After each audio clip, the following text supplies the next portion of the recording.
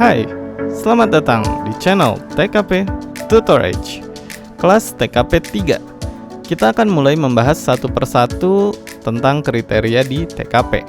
Kita mulai dari kriteria pelayanan publik. Mula-mula kita akan membahas sedikit gambaran mengenai kriterianya itu sendiri. Di kelas TKP 3 ini berarti tentang pelayanan publik.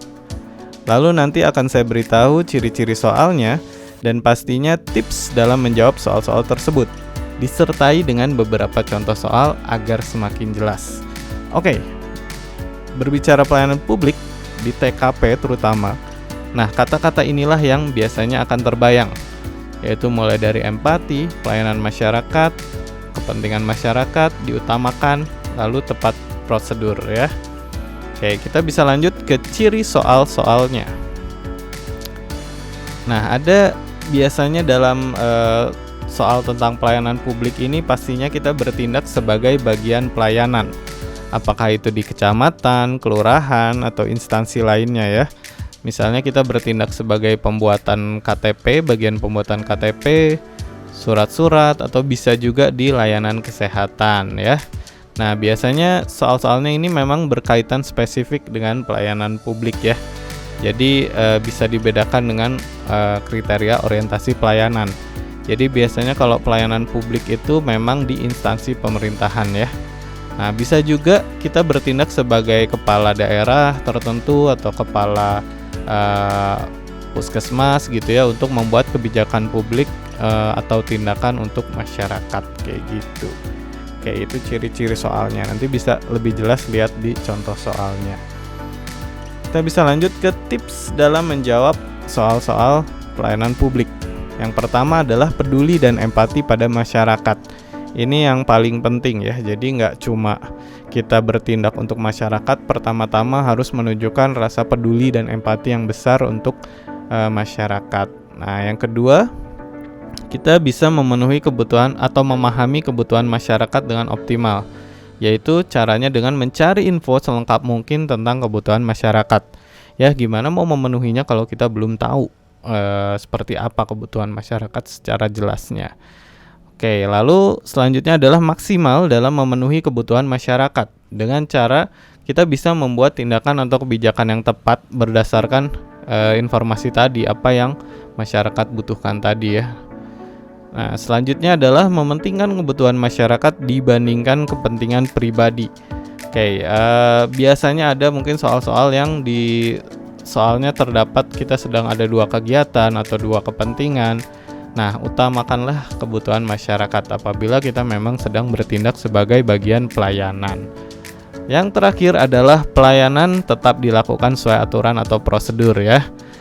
Jangan mentang-mentang kita sudah sangat peduli dengan masyarakat, kita pengen memenuhi kebutuhannya, tapi ternyata cara yang dilakukan tidak sesuai prosedur. Tetap harus diperhatikan ya, kalau pelayanan tuh harus sesuai prosedur yang ada ya, atau sesuai aturan yang ada. Oke, itu tips-tips menjawabnya. Untuk lebih jelasnya kita bisa lihat di contoh soal. Nah, ini contoh soal tentang peduli dan empati pada masyarakat. Jadi di sini ada Roy bertindak sebagai ketua RW ya. Dia melihat kalau sering terjadi kemacetan di jalan utama RW-nya karena jalannya rusak ya.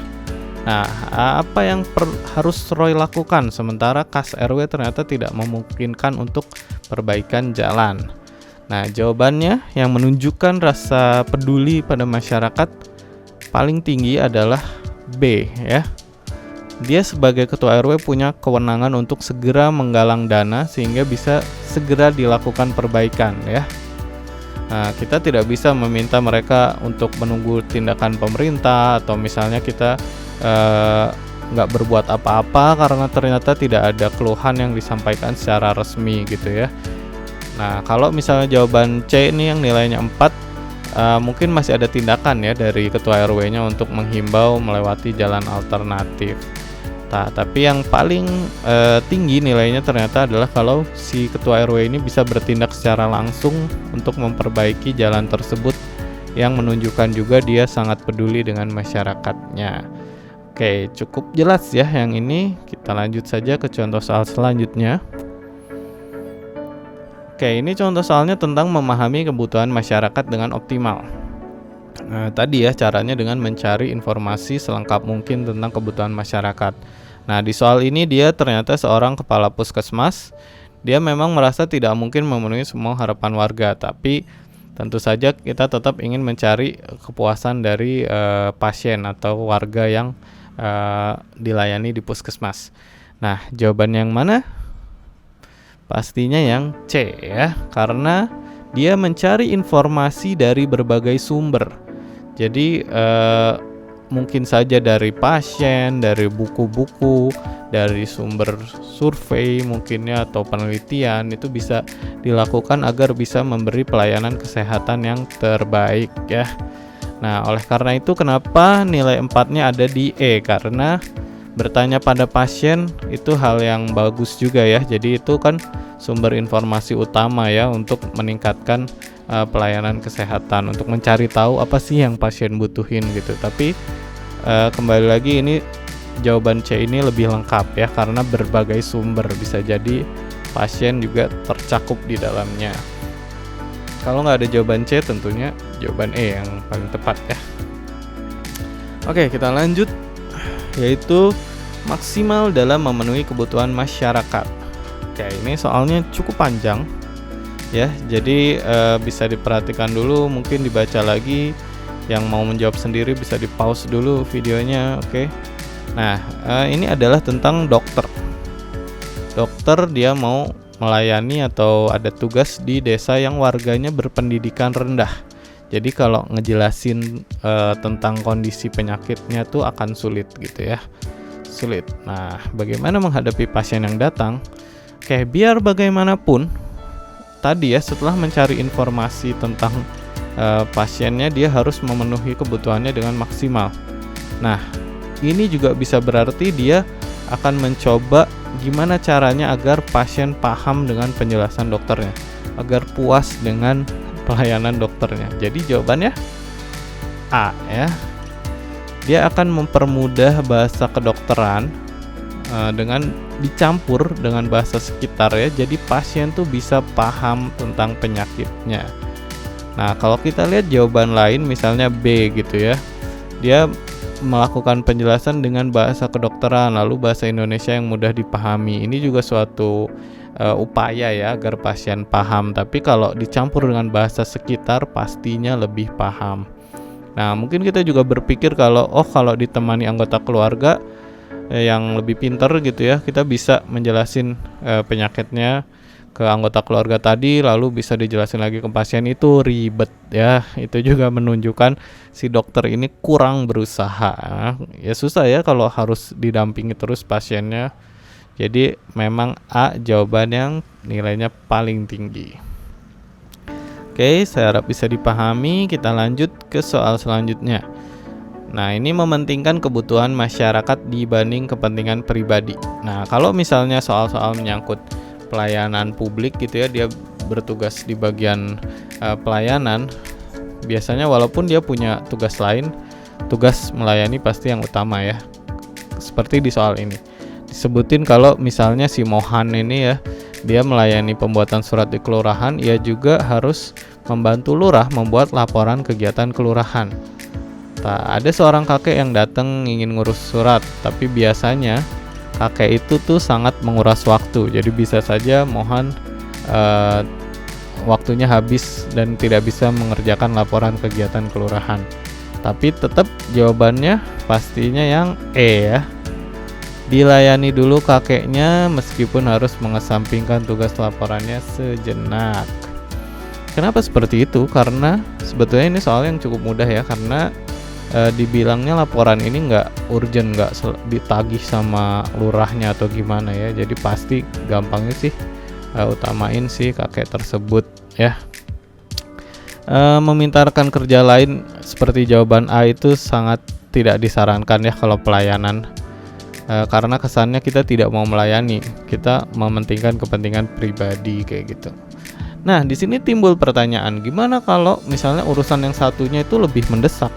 Misalnya dia menjadi ngurus surat di kelurahan, tapi tiba-tiba ya amit-amit ibunya meninggal, atau misalnya istrinya melahirkan gitu, apa yang harus dilakukan?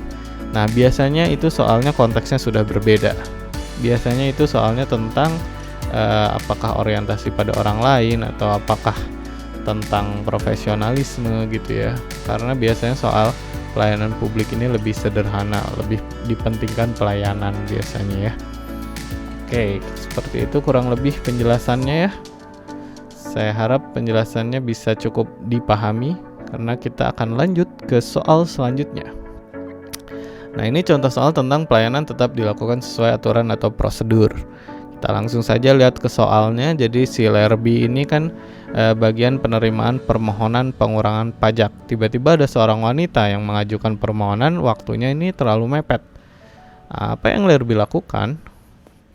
Nah, kalau misalnya kembali ke prinsip-prinsip atau tips-tips yang tadi ya, tentunya si LRB ini harus sebisa mungkin mencoba atau berupaya memenuhi kebutuhan si wanita ini ya. Jadi dia bagaimana caranya membantu si wanita ini agar proses permohonannya diproses kayak gitu ya. Jawabannya ternyata yang C. Nah, mungkin sekilas kayaknya jawabannya yang B gitu ya, karena dia akan berjanji akan membantu secepat yang bisa LRB lakukan. Nah, tapi kembali lagi, apakah itu sesuai prosedur atau enggak? Jadi bisa nanya dulu pada atasan untuk mempercepat pengurusan berkas sesuai prosedur dalam berapa hari itu memungkinkan atau tidak sebelum dia berjanji ya, sebelum dia langsung bertindak membantu si wanita itu. Nah, itu yang harus diperhatikan. Kadang-kadang ada, misalnya kita lagi di bagian pengurusan paspor, tiba-tiba ada orang tua teman kita gitu ya, tahu kita kerja di situ, lalu dia pengen dipercepat, itu gimana? Nah, itu tetap harus kita acuannya ke aturan atau prosedur ya. Oke, itu saja. Saya harapkan bisa menambah pemahaman Anda tentang menjawab soal-soal pelayanan publik ya. Kalau misalnya ada yang masih belum paham, ada yang ingin ditanyakan, bisa ditanyakan di kolom komentar. Oke, itu saja untuk kelas TKP 3. Terima kasih yang sudah menyaksikan, semoga bermanfaat. TKP Tutor Age.